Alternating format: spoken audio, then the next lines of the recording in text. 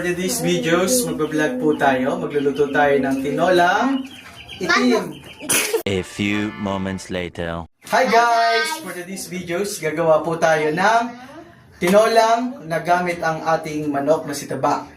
And then, kasama ko po si Baby Bungal. Ito po yung lulutuin natin na manok. So guys, ito po yung ating gagamitin na lamas. Sibuyas, tanglad, luyang dilaw, and then bawang. And then also ang ating sili at ang siling maputla. Siling tae. At ito ang pinakamasarap, ang ating uling. With Bigyan niyo po ako ng star. para daw mas masarap ang pagkain.